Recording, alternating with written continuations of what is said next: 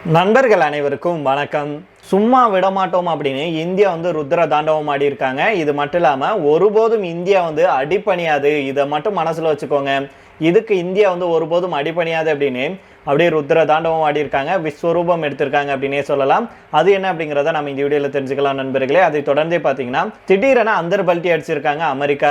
Iran போட்ட போடு அப்படி அப்படின்னு சொல்லப்படுது. அது என்ன அப்படிங்கிறத நம்ம இந்த வீடியோல தெரிஞ்சுக்கலாம். அதே போல ஐஎம்ஓ இருக்காங்க இல்லையா, இன்டர்நேஷனல் மேரிடைம் ஆர்கனைசேஷன். இந்த ஐஎம்ஓ ஈரான் கூட டீல் பேசுறாங்க. வளைகுடா கடல்ல சிக்கிய கப்பல்களுக்கு விடிவு காலம் ஏற்படுமா அப்படிங்கிறத நம்ம இந்த வீடியோல தெரிஞ்சுக்கலாம். அதனால ஸ்கிப் பண்ணாம கடைசி வரைக்கும் பாருங்க. அதுக்கு முன்னாடி நம்முடைய சேனலை சப்ஸ்கிரைப் பண்ணலன்னா மறக்காம சப்ஸ்கிரைப் பண்ணிக்கோங்க. புதுசாக நம்முடைய வீடியோ பார்த்துட்டு இருக்கீங்கனாலும் சப்ஸ்கிரைப் பண்ணிட்டு அந்த பெல் ஐகானை கிளிக் பண்ணிக்கோங்க. அதே போல் ஃபேஸ்புக், இன்ஸ்டாகிராம்லேயே நம்ம வீடியோக்கள் போட்டுட்டு இருக்கோம். தவறாமல் அங்கேயே ஃபாலோ பண்ணிக்கோங்க நம்முடைய பேஜை. ஜம்மு காஷ்மீரில் கடந்த ஆண்டு நடந்த பஹல்காம் தாக்குதல் உலகம் முழுவதும் அதிர்ச்சியை ஏற்படுத்தி இருந்துச்சு. இந்த தாக்குதல் நடந்து ஒரு வருஷம் ஆகும் நிலையில அதை நினைவுக்குரிய நம்முடைய பிரதமர் மோடி அவர்கள் பயங்கரவாதத்துக்கு இந்தியா அடிபணியாது, ஒருபோதும் நாங்கள் அதை மன்னிக்கவும் மாட்டோம், மறக்கவும் மாட்டோம், சும்மா விட மாட்டோம் அப்படின்னும், ஏற்கனவே இதுக்கு காரணமானவங்க பலரை நாங்கள் பழி தீர்த்திருக்கிறோம், இன்னும் நாங்கள் சும்மா விட மாட்டோம் அப்படின்னு தெளிவுபடுத்தி பேசியிருக்கிறாரு. பிரதமர் நரேந்திர மோடி அவர்கள் தன்னுடைய எக்ஸ் பக்கத்தில் என்ன போட்டிருக்காங்கன்னா, கடந்த ஆண்டு இதே நாளில் பஹல்காம் தாக்குதலில் உயிரிழந்த அப்பாவி மக்களை ஒரு பிரதமராக நான் நினைவு கூர்ந்து சொல்றேன். அவர்களை இந்தியா ஒருபோதும் மறக்காது அப்படின்னும், உயிரிழந்தவர்களுடைய குடும்பத்தினருக்கு என்னுடைய ஆழ்ந்த அனுதாபங்களையும் அவர் தெரிவிச்சிருக்கிறாரு. மேலும் எந்த வடிவத்திலான பயங்கரவாதத்துக்கும் இந்தியா ஒருபோதும் தலை வணங்காது அப்படின்னு பிரதமர் அவர்கள் திட்டவட்டமாக தெரிவிச்சிருக்கிறாரு. பயங்கரவாதிகளுடைய கொடூரமான திட்டங்கள் ஒருபோதும் வெற்றி பெறாது அப்படின்னும், நாடாக நாம் அனைவரும் துக்கத்திலையும் உறுதியிலையும் ஒருங்கிணைந்து நிற்கிறோம் அப்படின்னு அவர் சொல்லியிருக்கிறாரு. கடந்த ஆண்டு இதே நாளில் தான் பஹல்காம்ல நடத்தப்பட்ட கொடூரமான தாக்குதல் நாட்டை உலுக்குச்சு. அதன் முதலாம் ஆண்டு நினைவேந்தல் இன்னைக்கு, அதாவது ஏப்ரல் 22, 2026 அன்னைக்கு கடைபிடிக்கப்படுது. அதே போல இந்த துயர் சம்பவம் தொடர்பாக நம்முடைய இந்திய ராணுவம் என்ன சொல்லியிருக்காங்கன்னா, இந்தியா எதையும் மறக்காது அப்படின்னும், அதே போல மனிதநேயத்துடைய எல்லைகள் மீறப்படும் போது இந்தியாவுடைய பதில் மிக தீவிரமாகவும் கடுமையாகவும் இருக்கும். நீதி நிலைநாட்டப்பட்டது, இந்தியா ஒன்றுபட்டு நிற்கிது அப்படின்னு இந்திய ராணுவம் தெரிவிச்சிருக்காங்க. இதன் மூலம் தேசத்தின் பாதுகாப்பு மற்றும் இறையாண்மையில எந்தவித சமரசமும் கிடையாது அப்படின்னு இந்திய ராணுவம் தெளிவுபடுத்தி சொல்லியிருக்காங்க. பஹல்காம் தாக்குதல் நடந்து இன்றுடன் ஒரு ஆண்டு நிறைவடைந்தாலும் இன்னைக்கு வரைக்கும் இந்தியாவில் இருக்கும் மக்களுடைய மனங்கள்ல இந்த ரணங்கள் நீங்காம இருக்கு அப்படின்னே சொல்லலாம். இந்த நிலையில தான் மீண்டும் ஒரு புதிய ஆடியோவை ஜெய்ஷ்-இ முகமது அமைப்பு வெளியிட்டிருக்கு. இது பரபரப்பை ஏற்படுத்தியிருக்கு. அதாவது தற்போது பயங்கரவாதிகள் காஷ்மீர் பள்ளத்தாக்கையும் ஜம்மு காஷ்மீர்ல இருக்கும் பிர்பஞ்சால் மலைத்தொடருடைய தெற்கே அமைஞ்சிருக்கும் பூஞ்ச் மற்றும் ரஜௌரி போன்ற பகுதிகளையும் குறிவைத்துள்ளதாக சொல்லப்படுது. சுமார் 80 to 105 பயங்கரவாதிகள் எல்லை வழியாக ஊடுருவ காத்திருப்பதாக பாதுகாப்பு வட்டாரங்கள் தெரிவிச்சிருக்காங்க. இதைத் தொடர்ந்து தான் சிஆர்பிஎஃப் மற்றும் பிஎஸ்எஃப் படைகள் பஹல்காம் மற்றும் அதன் சுற்றுவட்டார பகுதிகளில் ட்ரோன் கண்காணிப்பு மற்றும் ரோந்து பணிகளை தீவிரப்படுத்தியிருக்காங்க. சுற்றுலா பயணிகள் தங்கும் விடுதிகளையும் பிரதான சாலைகளையும் கடுமையான வாகன சோதனைகள் தொடர்ந்து நடைபெற்று வருது. சுற்றுலாத்துறையில் இருக்கும் தொழிலாளர்கள் உள்ளிட்டவர்களுக்கு QR குறியீடு அடையாள அட்டைகளை பாதுகாப்பு முகமைகள் கட்டாயமயமாக்கியிருக்காங்க. தொடர்ந்து நாடு முழுவதும் இந்திய ராணுவம் தொடர் கண்காணிப்பில் ஈடுபட்டு வராங்க. இந்த நிலையில தான் ஜெய்ஷ்-இ முகமது மீண்டும் அச்சுறுத்தல் விடும் விதமாக ஆடியோ வெளியிட்டதை தொடர்ந்து இந்தியா என்ன சொல்லியிருக்காங்கன்னா, இந்த முறை நாங்க சும்மா விட மாட்டோம், உங்களை உண்டு இல்லைன்னு பண்ணிடுவோம் அப்படின்னும், அதே போல இந்தியா கிட்ட வச்சுக்கிட்டா என்ன நடக்கும் அப்படிங்கிறத நாங்க ஆபரேஷன் சிந்தூர் அப்பவே நாங்க நிகழ்த்தி காமிச்சோம்.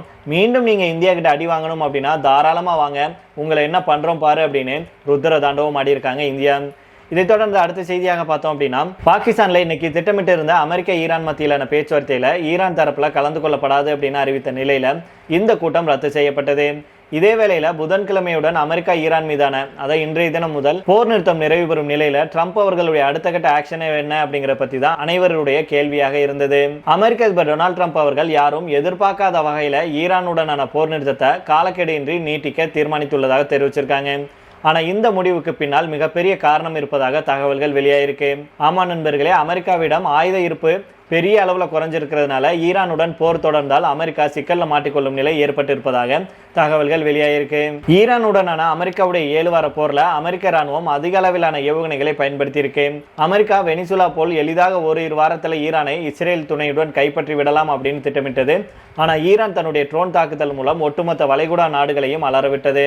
அமெரிக்காவும் வளைகுடா நாடுகளும் ஈரானுடைய இந்த $25,000 ட்ரோன்களை தடுக்க பல மில்லியன் டாலர் மதிப்பிலான ஏவுகணைகளை பயன்படுத்தி வந்தாங்க.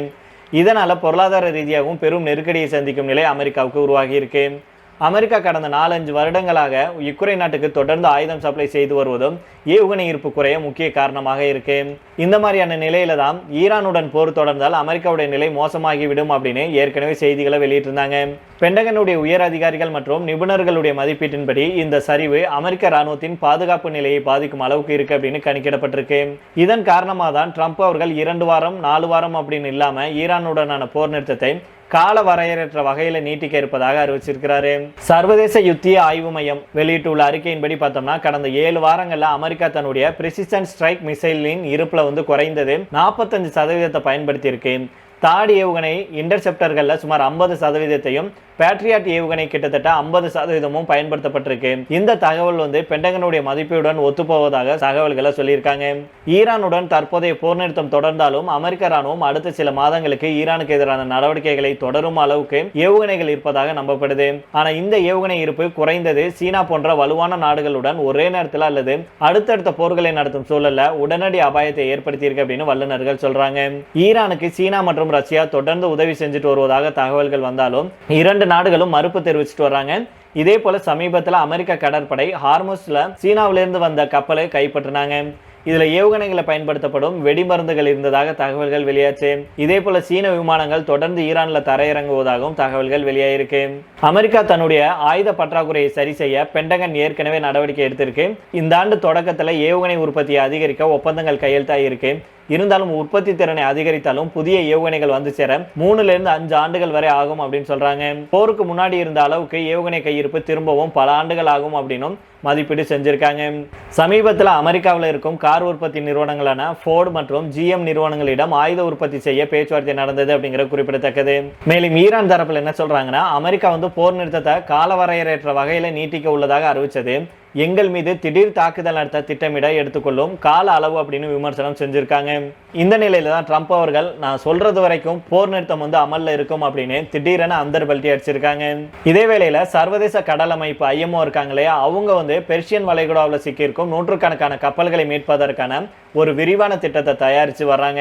அமெரிக்கா மற்றும் இஸ்ரேல் ஈரான் மீது தாக்குதல் நடத்தியதை தொடர்ந்து 7 வாரங்களுக்கு மேலாக இந்த கப்பல்கள் இதே பகுதியில் சிக்கியிருக்கு. பல கப்பல்கள்ல உணவுப் பொருட்கள் இல்லாமல் தவிக்கும் நிலையும் உருவாகி இருக்கு. சர்வதேச கடல் அமைப்புடைய செயலாளர் அர்செனியா அவர்கள் சிங்கப்பூர் மரைன் வீக் நிகழ்ச்சியில பெர்ஷியன் வளைகுடாவில் சிக்கி இருக்கும் நூற்றுக்கணக்கான கப்பல்களை மீட்கும் திட்டம் குறித்த தகவலை வெளியிட்டாரு. இந்த மீட்பு திட்டம் உடனடியாக அமலுக்கு வராது. போர் பதற்றம் குறைந்து தெளிவான போர் நிறுத்த அமைதி சூழ்நிலையில தெரிய வேண்டும் அப்படிங்கிற நிபந்தனையுடன் தான் இந்த திட்டம் செயல்படுத்தப்படும் அப்படின்னு அர்செனியா அவர்கள் தெரிவிச்சிருக்கிறாரு. கப்பல்ல சிக்கியுள்ள குழுவினரின் தங்கள் கால அளவை அடிப்படையாக கொண்டு அவர்களை வெளியேற்றும் வரிசை மற்றும் பிற காரணிகளை கருத்தில் கொண்டு திட்டம் வகுக்கப்பட்டு வருது அப்படின்னு சொல்லியிருக்காங்க. கப்பல்கள் வெளியேறும் போது ஈரான் மற்றும் ஓமன் ஆகிய நாடுகள் 1968 IMOவுக்கு முன்மொழிந்த டிராபிக் செப்பரேஷன் ஸ்கீம் அப்படிங்கிற நீண்ட கால முறையை பின்பற்ற வேண்டும் அப்படின்னும் இவர் சொல்லியிருக்கிறாரு. இந்த முறை இன்னும் செல்லுபடியாகும் அப்படிங்கிறதுனால இந்த திட்டத்தை செயல்படுத்த திட்டமிட்டு வர்றாங்க சர்வதேச கடல் அமைப்பு. ஈரான் தன் நாட்டுடைய கடற்கரை அருகே ஒரு குறிப்பிட்ட பாதையை உருவாக்கி அதில் தான் கப்பல்கள் செல்லவும் வெளியேறவும் வேண்டும் அப்படின்னு அறிவிச்சிருக்காங்க. மற்ற இடங்களில் கடல் கன்னிவேடிகள் இருக்கிறதாக அச்சுறுத்தியிருக்காங்க. அப்படி வெளியேறும் கப்பல்கள்கிட்ட கட்டணம் செலுத்த வேண்டிய நிலையும் இருக்கு. IMO தற்போது ஈரான், ஓமன் உள்ளிட்ட நாடுகளுடன் இணைந்து இந்த திட்டத்தை இறுதி செய்யும் பணி நடைபெற்று வருது. போர் பதற்றம் தொடர்ந்தாலும் அமைதி அறிகுறிகள் தென்பட்டவுடன் திட்டம் செயல்படுத்தப்படும் அப்படின்னு எதிர்பார்க்கப்படுது. பெர்ஷியன் வளைகுடா உலகின் மிக முக்கிய எண்ணெய் போக்குவரத்து வழியாகும். இங்கு கப்பல்கள் சிக்கியிருப்பது உலகளாவிய எண்ணெய் விலை உயர்வுக்கு முக்கிய காரணமாக இருக்கு.